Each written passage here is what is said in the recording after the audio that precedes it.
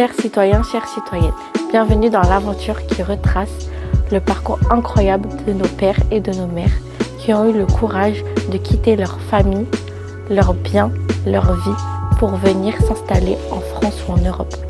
Tout ça, non pas par choix, mais par nécessité. Les histoires qui vous seront racontées sont plus précieuses que les livres de Tombouctou, où les valeurs de la République, la liberté, l'égalité, la fraternité, dans la conscience de chacun de nous. Nous avons tous un vécu qui, malgré nos divergences, nous lie. Dans cette volonté d'un monde idéal, c'est l'addition de nos parcours qui donne la somme d'un récit national. Bonjour à tous et bienvenue sur Mémoire et Identité, l'émission qui retrace le parcours incroyable de nos parents. Aujourd'hui, nous sommes dans le département du Val d'Oise, plus précisément à Saint-Ouen-le-Mont. Si je me suis rendu dans cette ville, c'est pour aller à la rencontre de l'association Bibidom qui promue la culture antillaise. Je leur ai parlé du concept de mémoire et identité et ils se sont reconnus dans les valeurs culturelles que nous mettons en avant. Une de leurs adhérentes a accepté avec plaisir de nous rencontrer pour nous raconter sa venue en métropole. Elle nous parlera aussi des avantages et des inconvénients qu'a pu apporter le programme Bibidom à la communauté antillaise. Pour certains, cela a été une bonne chose, mais pour d'autres, un mensonge sans précédent. Et vous, chers téléspectateurs, avez-vous déjà entendu parler de ce programme? N'hésitez pas à nous laisser un commentaire. Mais tout d'abord, petite story sur les Drômes. Les Drômes, départements et régions d'outre-mer, anciennement appelés Dom-Tom, sont des territoires éloignés de la France métropolitaine. Ils désignent tout d'abord des îles de l'Empire colonial français. Ils sont composés de 5 îles. La Guadeloupe, la Martinique, la Guyane, la Réunion et tout récemment Mayotte. Aujourd'hui, nous allons essentiellement nous intéresser à 3 de ces 5 îles. La Guadeloupe, elle, a pour ville principale Pointe-à-Pitre. Sa superficie est de 1628 km². Sa population est estimée à 380 000 habitants. Elle est située dans l'archipel des Petites Antilles, dans la mer des Caraïbes. Elle est composée de 3 îles, la Grande Terre, la Basse Terre et la Désirade. La Martinique, elle, appelée l'île aux Fleurs, est située également dans l'archipel des Petites Antilles. Elle a pour ville principale Fort-de-France. Sa superficie est de 1128 km². Sa population est estimée à 360 000 habitants. La Réunion, quant à elle, est une île volcanique. Sa ville principale est Saint-Denis. Sa superficie est de 2500 km². Sa population est estimée à 800 000 habitants. Contrairement aux 2 îles citées juste avant, elle est située dans l'océan Indien. À l'est de l'Afrique, elle se trouve à 172 km de Maurice et à 680 km de Madagascar.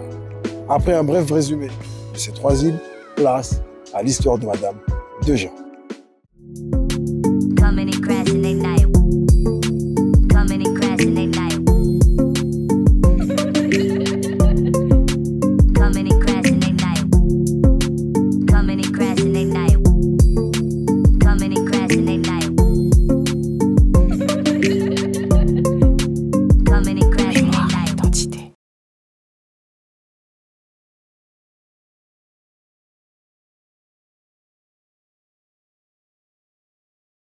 Bonjour à tous et bienvenue sur Mémoire et Identité. Avant de commencer l'interview, j'aimerais remercier l'association Bibidom qui a accepté de nous accueillir dans leurs locaux. Aujourd'hui, nous sommes en charmante compagnie et vous allez entendre une histoire assez émouvante. Bonjour, pourrez-vous vous présenter en quelques mots? Voilà, je m'appelle, mon premier prénom c'est Serge, parce que c'était les prénoms masculins à l'époque, que les parents donnaient à leur mère surtout, donnaient à leur fille.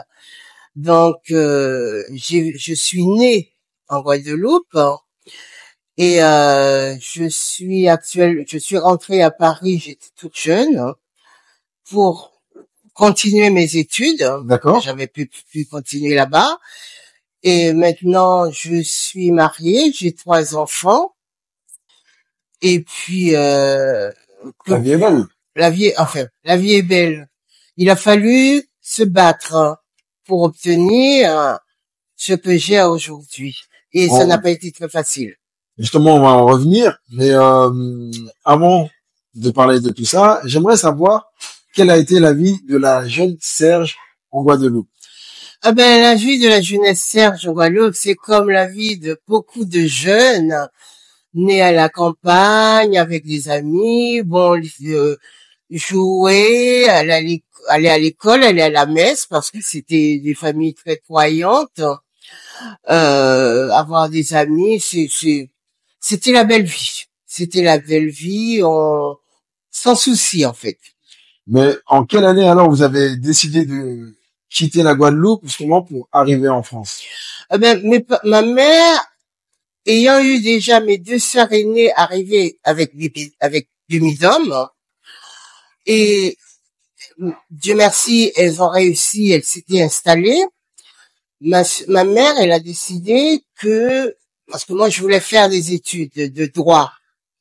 Ma mère, elle a décidé de me faire venir en France. Bien sûr, elle était malheureuse, n'ayant pas suffisamment d'argent. Ma sœur aînée, qui est ma marraine, arrivée avec Umidum, qui avait pu déjà trouver un travail à l'hôpital, m'a payé le billet pour rentrer à Paris. Mais alors, quelle a été la cause du départ? Ça a été la cause du Unidom ou ça a été la cause, parce que bon, je veux dire que c'est une cause, mais est-ce que ça a été une opportunité justement pour venir ou ça a été totalement différent? C'est parce que la famille était tellement pauvre et vouloir faire les études en France que justement vous avez Ça a été une opportunité aussi pour moi pour venir parce que en 1968, en mai 1968, il y a eu une grosse grève aux Antilles françaises qui a bloqué, paralysé pratiquement les Antilles françaises.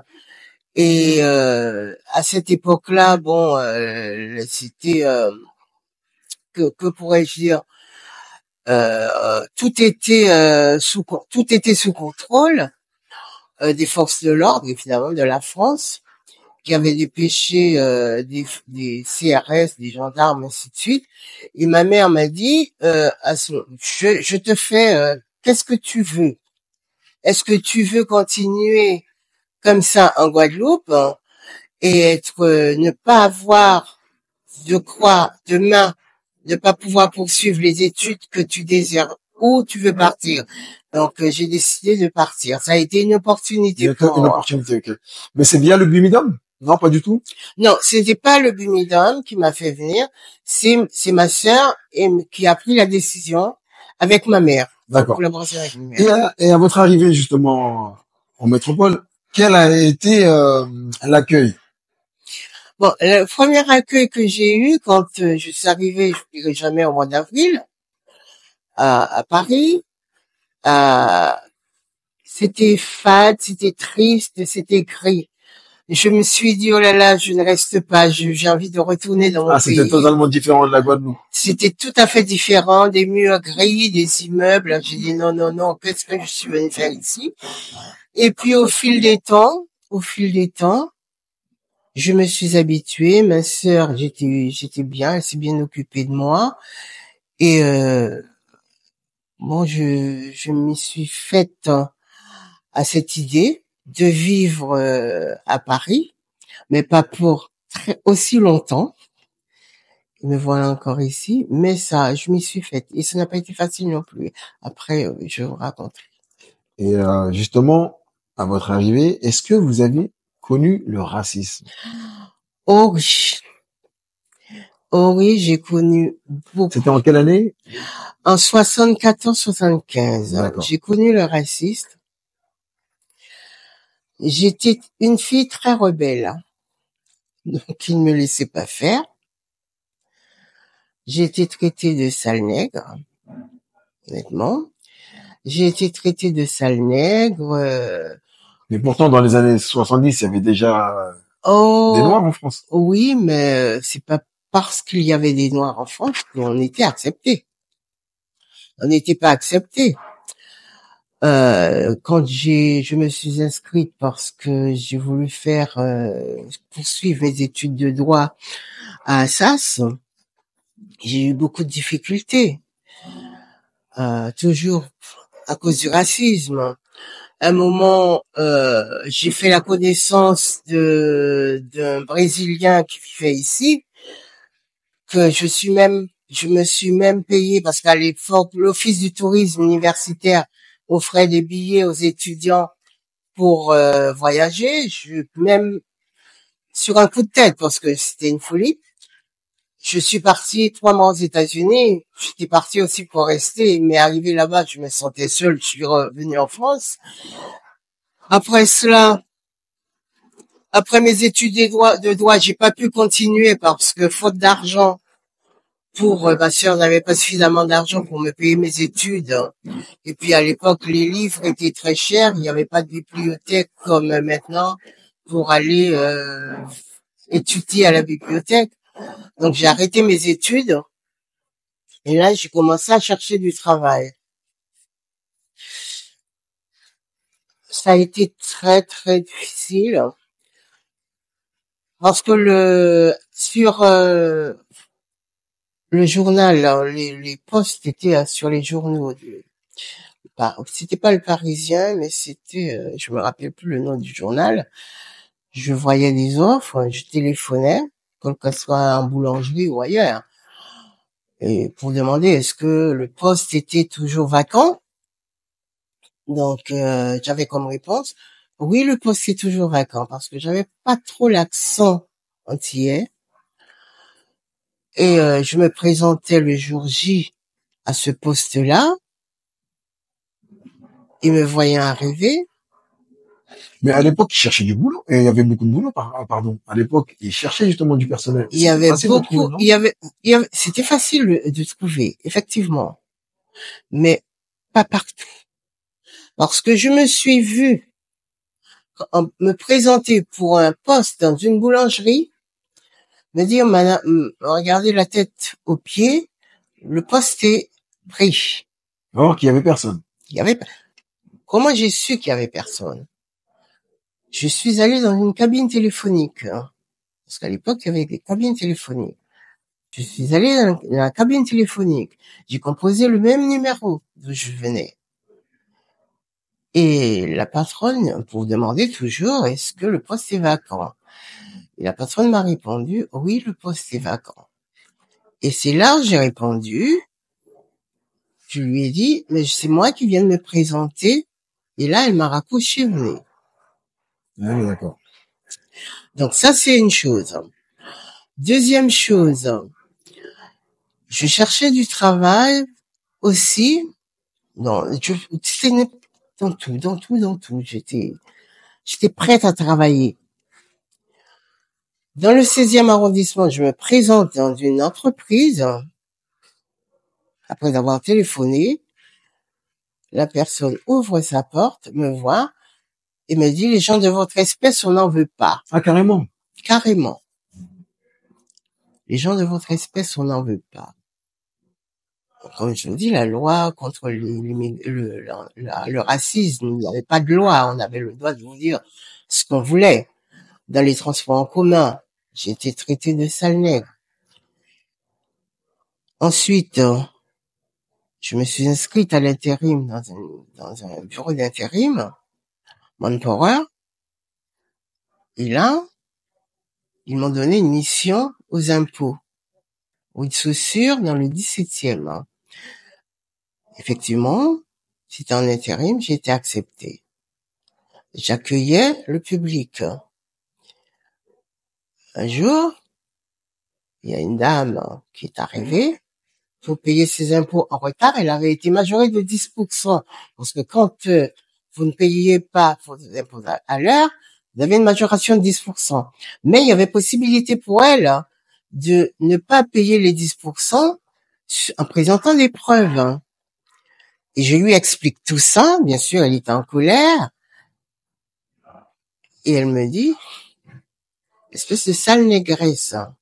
Dis donc, à l'époque, le mot, il était à la mode. Hein. Combien de fois qu'on m'a traité de sale nègre? Mais comme je vous dis, je sais pas si je dois dire les réponses que je donnais. J'étais assez virulente, ça sortait instinctivement. C'est un peu normal. Et la manière dont j'ai répondu à cette personne, mon chef n'a pas apprécié, me disant que j'étais là pour accueillir le public, donc il fallait que je m'attende à recevoir les insultes du public, et je n'avais pas à répondre. Et j'ai perdu le poste, la mission à cause de ça. C'était pas glorieux à l'époque. Non. C'est comme ça. La période où j'ai connu le racisme un peu partout où j'ai travaillé. Mais tout ça, c'était sur Paris? Sur Paris. D'accord. Donc, Sur à votre arrivée, vous êtes arrivé directement à Paris. Directement à Paris. Et vous avez logé où? J'ai logé chez ma sœur qui habitait à Charenton, non loin de la Foire du Trône. Elle avait un petit studio, donc je logeais chez elle. Vous savez, à l'époque, c'était comme ça. Et votre sœur, quand elle est arrivée, elle est arrivée justement via le Bumidum. Elle est arrivée via le Bumidum. Elle a la première chose, parce que quand vous arriviez avec le Bumidum... Mais qu'est-ce que c'est que le Bumidum? Le Bumidum, c'est un bureau de développement pour les migrations des Outre-mer. D'accord. Donc, quand vous arriviez avec le Bumidum, de toute façon, la promesse du Bumidum, c'était pour les jeunes, faire venir les jeunes en France, leur trouver du travail dans l'administration. Mais le Bumidum, au final, ça a été une bonne chose ou une mauvaise chose? Il y a eu, bon, des deux côtés, ça a été mauvais et bon en même temps. Pourquoi je vous dis ça? Parce que là, si on était resté là-bas, peut-être que la formation qu'on a actuellement, on n'aurait jamais eu. Vu la conjoncture actuelle, enfin pas actuelle, à l'époque. À l'époque, oui. On n'aurait jamais eu. Donc, le Bumidum, là où ils ont menti, c'est de promettre monts et merveilles en disant vous allez travailler dans l'administration, vous allez être dans les écoles institutrices, vous allez être infirmière, aide-soignante. Pour les hommes, à l'époque, c'était les PTT, vous allez travailler dans les PTT, vous allez travailler dans les hôpitaux. C'était la même chose. Elle est arrivée en métropole, à l'aéroport, on avait les personnes qui étaient arrivées avec le Bumidum, il y avait un car qui les attendait. À l'arrivée de l'aéroport. Avec une gouvernante payée par le Bumidum, qui regroupait les femmes d'un côté et les hommes d'un autre côté. Parce que les hommes étaient destinés pour les usines, quelquefois aussi basées en province. Et les femmes, c'était au centre de formation. Mais vous n'étiez pas au courant de tout ça? Non. Mais qui faisait la propagande justement aux Antilles? C'était le bureau du Bumidum, les agents du gouvernement à l'époque c'était Michel Debré. Mais le message véhiculé justement, il parlait de quoi? Il parlait seulement des promesses de travail. Mais il parlait pas des conditions. Non. Non. Non, non, non. Et le pire de tout cela, c'est que quand le Bumidum vous payait votre billet pour venir ici, en France, c'était un aller simple. Ah, parce que la plupart des Antillais pensaient que c'était un aller et un retour. C'est-à-dire que ils avaient un aller. Après, bon, le Bumidum leur aurait payé le retour s'il le voulait. Mais trouver du travail, avoir de l'argent pour pouvoir retourner, même avec leurs propres moyens. Mais c'était pas le cas. Mais pour quelle raison il n'y avait pas de salaire? Dans un centre de formation, on vous emmenait dans un centre de formation pour apprendre quoi? Pour apprendre à faire la cuisine, pour apprendre à repasser. Oui. C'était pas du tout la promesse qu'on vous avait faite là-bas de une formation pour travailler dans l'administration, pour être soignante. C'était pas du tout cela. C'était pour du repassage et qui servait à quoi, vous, en tant que femme? Une fois que vous aviez acquis cette formation, le samedi, chaque semaine, le samedi, les filles se paraient de leurs plus beaux vêtements pour défiler sur une scène avec des des spectateurs, des employeurs. Les spectateurs, c'était des employeurs à l'époque, des femmes et hommes de ministres ou de députés qui venaient chercher leur bonne. C'est un peu costaud quand même. Quand je dis costaud, c'est fort à entendre. Ça veut dire qu'en gros, tous les samedis, vous défilez. Et ça rappelait quoi? C'est là où je voulais en venir. Ça rappelait exactement l'esclavage à l'époque quand on capturait les esclaves et après on allait défiler et on les voilà. Voilà, c'est ça. Mais les hommes, justement, eux, de leur côté. Les hommes, eux, de leur côté, on les envoyait à l'usine Citroën, dans les bâtiments, parce que la France avait besoin de main-d'œuvre. La guerre d'Algérie venait de prendre fin. Donc, ils avaient besoin de main-d'œuvre pour les bâtiments, pour les concessionnaires, les garages, les PTT. Qui c'est qui allait monter les 7 étages dans les immeubles pour livrer le courrier? C'était pas le blanc, c'était les hébreurs, les travailler les rues. C'était pas le blanc qui allait le faire. Donc, c'était ça le travail des hommes. Mais, quelle a été les îles concernées? Les îles concernées, c'était Guadeloupe, Martinique, Réunion.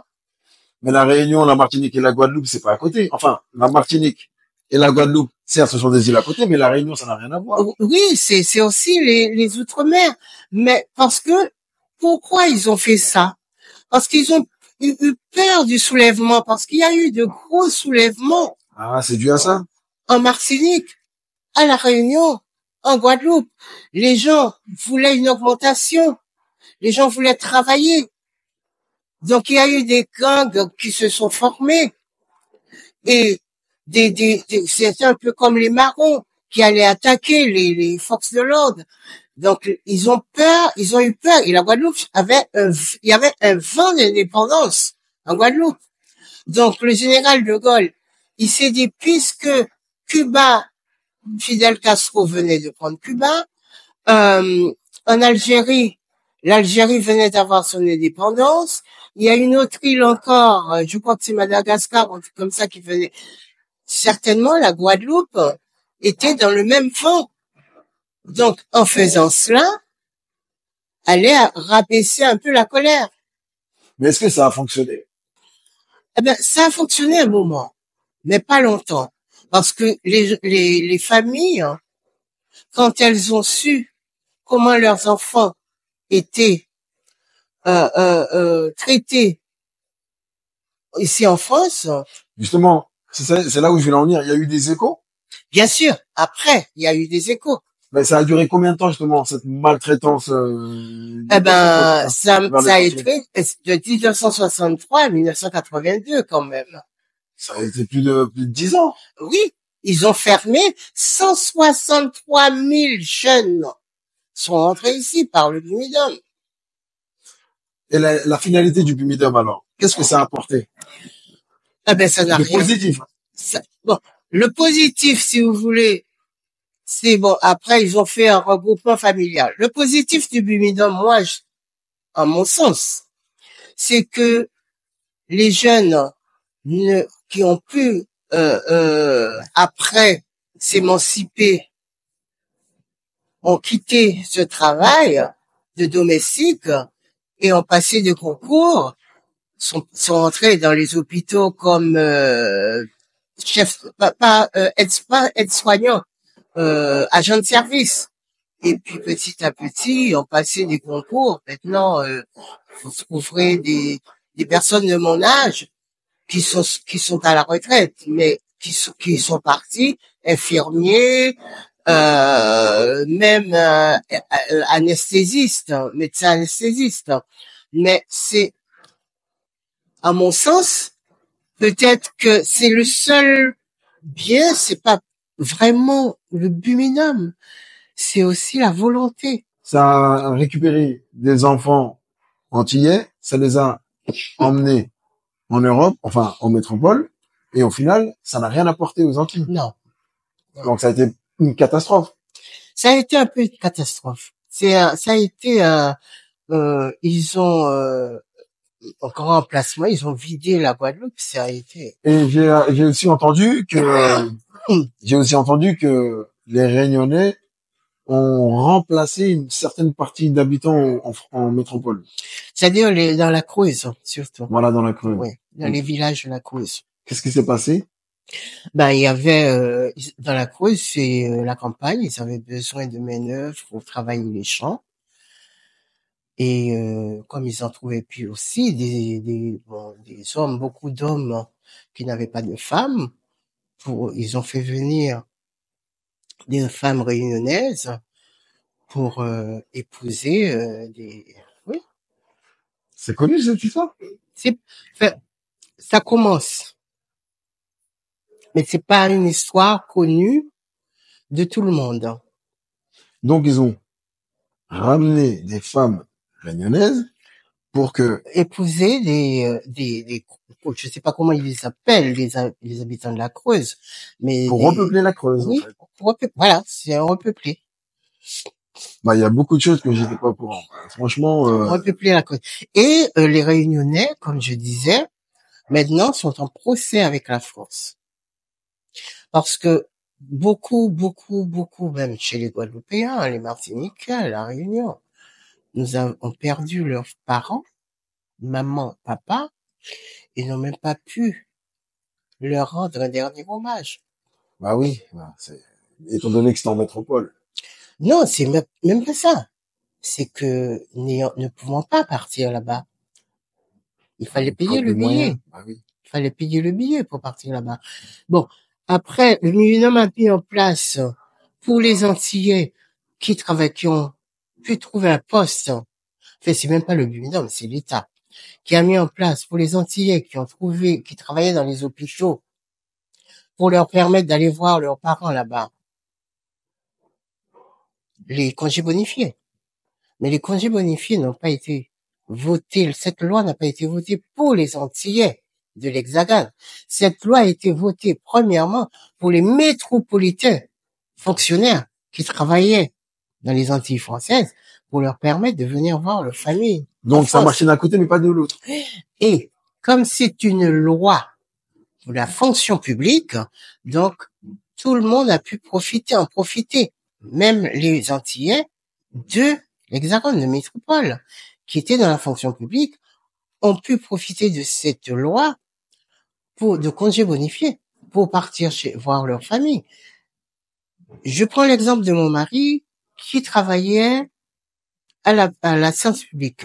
Il a commencé comme agent de service. Lui aussi, il n'est pas venu avec le Bémédon, mais il est venu en 78 en France. Et c'était tous les 5 ans le billet d'avion pour les congés bonifiés. Mais pour bénéficier de ces congés bonifiés, tous les 5 ans, fallait qu'il travaille 1 an sans prendre de vacances. Mais dans la loi, ça n'existe pas, ça. Ouais, mais c'était ça. 5 ans. Avec 1 an sans prendre de vacances pour avoir une bonification. Pour partir en congé bonifié. Et la session publique, parce que il y avait 3 administrations, la session publique à part. Maintenant, ils sont regroupés. C'est territorial, fonction publique et fonction de l'État. Mon mari, c'était fonction publique. Donc, tous les 5 ans, travailler 1 mois pour avoir droit au congé bonifié. Et les congés bonifiés, il fallait que mon mari paye, comme d'autres agents comme lui, 20% de leur poche. Parce que l'État prenait en charge que 80% du billet, du prix du billet. Et ça, beaucoup de personnes ne savent pas. Beaucoup de métropolitains ne le savent pas. Et disent, oui, vous avez droit au congé bonifié, mais c'est pas un cadeau. Ça n'a pas été facile pour les Antillais, en tout cas. Non, et même maintenant, c'est encore. Maintenant, vu que c'est dans l'actualité, on va essayer de parler aussi de ce qui se passe par rapport au prix, parce que moi, c'est ce qui m'a le plus marqué. C'est les prix sont multipliés par 5. Mais pour quelle raison? Eh ben, ils vont vous dire que, ou ils vont vous faire croire que c'est à cause des taxes. Les taxes ont augmenté sur le kérosène, les douanes, parce que pour partir aux Antilles, il faut traverser des Moi, pays. c'est ce que j'ai cru comprendre. C'est par rapport à tout ça. Voilà. Mais c'est faux. Mais quelle est la vraie raison, alors? Ben, la vraie raison, c'est parce qu'ils veulent augmenter. Ils veulent, moi, je pense, à mon sens, c'est que moins on verra nos parents, on aura la possibilité de partir aux Antilles, plus ça se confortera l'État pour envoyer les métropolitains là-bas. Et c'est ce qui se passe déjà là-bas. Il y a une sorte de changement de population? Il y a un changement de population. Et des choses que vous n'entendez pas non plus. Des vols de terrain. Des vols de terrain là-bas. Lorsqu'ils sont, que ça soit les notaires, les avocats, les géomètres, ils sont tous corrompus. Et comme là-bas, c'est les Blancs qui gouvernent, que ça soit le préfet c'est, ici vous avez un préfet, vous avez un président, vous avez des ministres. Aux Antilles, le préfet c'est lui le président. On a un président de région, on a un président de département, qui ne servent à rien. Mais qui contrôle réellement les Antilles? Pour ne pas dire... Qui contrôle les Antilles? C'est le président ou ce sont les béquets? Les béquets, le président, la France. Ils sont de mèche? La France. Les Ayottes. Il y a 3 familles, Ayotte, les 2 autres noms vont me revenir, rentrent à l'Élysée sans présentation de carte d'identité. Donc, ils décident de quitter leur île, ils arrivent en France métropolitaine, ils rentrent à l'Élysée normal. C'est eux qui gouvernent les Antilles. Je vous dis 1% de 1% de béquets. D'ailleurs, vous pourrez consulter. En Martinique, ils ont même leur île ils ont appelé Békéland. Ça, j'étais pas au courant, je vais regarder. Békéland. Une famille de béquets vivant sur une île en Martinique. C'est pas facile à entendre, on va dire ça comme ça, c'est vraiment pas facile. Là, on va essayer de revenir, parler des choses agréables, parler des choses positives, parce que c'est vrai que tout ça, ça plombe l'atmosphère. Alors, on va essayer de comprendre, parce que moi, je ne connais pas vraiment la culture antillaise, et j'aimerais la comprendre. Alors, est-ce qu'il y a des signes particuliers qui caractérisent un Antillais? Par exemple, un Guadeloupéen, est-il aussi différent qu'un Martiniquais, qu'un Réunionnais, qu'un Haïtien, par rapport aux cultures? Bon, nous, là, c'est plus au niveau de la langue. La langue, parce que le Guadeloupéen, la langue créole, non, c'est pas la même que la langue martiniquaise, que le créole martiniquais. Ah, je pensais que c'était exactement la même. Non. Le créole martiniquais est différent. Le créole haïtien est tout à fait différent. Le créole guyanais est différent. Donc, le Guadeloupéen et le Martiniquais vont se comprendre en parlant le créole. Mais ça sera beaucoup plus difficile de comprendre un créole haïtien et un créole guyanais. Mais en termes de culture, est-ce que c'est la même chose? En termes de culture, c'est la même chose. Évidemment, au niveau culinaire, c'est pas tout à fait pareil. Nous avons chaque pays, on a un peu les différences, mais on se retrouve. Hein. Bon, au niveau, on a la danse. Bon, ici, vous entendez le gouka. À Martinique, c'est le belay. Ça n'a rien à voir? C'est pas tout à fait pareil. Ça se danse pas de la même façon. En En Guyane, c'est le cassier-corps. C'est un peu aussi différent. Mais on se retrouve parce que c'est toujours avec le tambour. D'accord. Et la musique, justement, qu'on entend, ça vient de où et de quoi? La musique, le tambour, le quart, le quart. On appelle ça l'instrument, c'est le quart. Mais la musique, là, c'est le gros quart. C'est les esclaves pendant l'esclavage. Les esclaves communiquaient comme ça. D'accord. Voilà. Parce que, vous voyez, ça fait du bruit. Donc, dans les plantations éloignées, quand il y avait des revendications, où ils devaient se retrouver tel à tel endroit, c'était un code. Et donc, c'était avec le cas. Et c'était Donc, un c'était instrument de pour avertir communication. d'autres Voilà. plantations? Voilà. C'est un instrument de communication. D'accord. Et depuis tout ce temps-là, ça a perduré? Ça a perduré, mais chose. avec beaucoup d'améliorations. Et moi, quand j'étais chez mes parents, le cas c'était mal vu. Le gros cas était mal vu. C'était pour les personnes qui avaient des familles vraiment pauvres, de moins de rien. Il fallait pas, c'est pareil que la langue créole, il fallait pas parler le créole, non. Ah, à l'époque, il fallait pas parler de créole? Non. C'était quelle langue alors? Le français? D'accord, ok. Donc, même si on le parlait mal, mais il fallait parler le français. Oui, parce que c'était le blanc c'était le blanc qui nous éduquait, qui faisait notre éducation. Dans les années 70? À l'école, on avait des instituts blancs, pour la plupart, et c'est eux qui faisaient notre éducation. Donc, fallait ignorer son identité et apprendre celle du colon.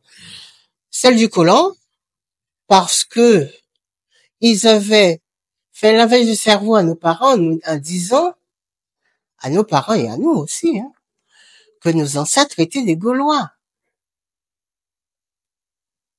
C'est dur à croire. On voit. Oui, mais quand vous êtes enfant, vous êtes un gamin, et puis même pour nos parents qui ont toujours connu le blanc, on vous dit que vos ancêtres sont des Gaulois. On vous a jamais appris l'histoire de vos ancêtres. Comment vous êtes arrivés sur cette île? Comment voulez-vous ne pas croire que vos ancêtres sont des Gaulois?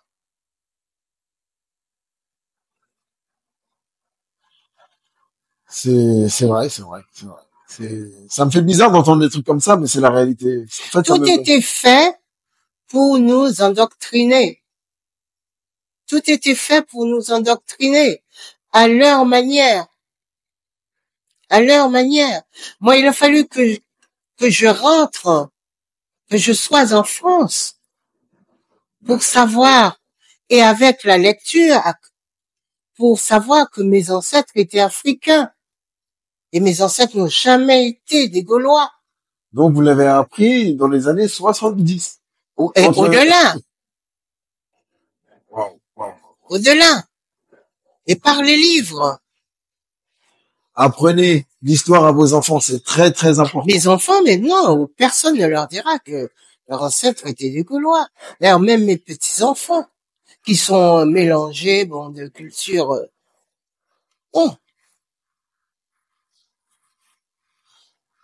C'est triste, hein. On arrive au terme de cette émission. J'espère que l'épisode vous a plu. En tout cas, moi, j'ai appris beaucoup de choses aujourd'hui. Un grand merci à Madame Serge qui est avec nous. Franchement, merci beaucoup, moi, Madame. j'ai Dejean, hein, mon prénom. C'est quoi déjà mon nom Dejean? Dejean. Serge Catherine Dejean. Donc, mon mari, il est d'origine Dominique anglaise. Son père était de la Dominique anglaise. D'où vient ce nom-là? Enfin, on dit Dejean en français, mais c'est Dejean en anglais. D'accord. Et donc, c'est Serge Catherine Dejean. D'accord. En tout cas, merci beaucoup d'avoir participé à l'interview. Franchement, on en a appris beaucoup. Et puis, vous aurez bien d'autres à apprendre. En aparté, je suis en train de travailler pour le Bibidom, voilà, l'association, avec le concours d'autres membres de l'association, sur une pièce de théâtre parlant du Bumidum. Donc, moi, pour l'instant, je lui ai donné un titre, mais après, ça sera en accord avec les collègues qui travailleront avec moi. L'exil des Outre-mer. Donc, Ce sera pour quand à peu près? ben là, je travaille ardemment là-dessus. Et puis, on commence vraiment en janvier. Et une fois que le scénario sera tout à fait complètement terminé, il faudra qu'on trouve une salle. Et là, si j'ai vos coordonnées, on pourra. Ce sera avec grand plaisir. Ce sera avec grand plaisir. En tout cas, merci beaucoup. Merci à vous d'avoir suivi. Sur ces belles paroles, prenez soin de vous et je vous dis à la prochaine. Ciao, ciao. Ciao. Merci beaucoup. Franchement, j'en ai appris des choses. Oh Ah là oui. là. Oh oui. Oh là là. Moi vrai, cinéma, moi manger, moi bien vrai, moi dormir, moi lever. Avant c'était français, moi t'es qu'à parler, mais les moi arrivé à Paris.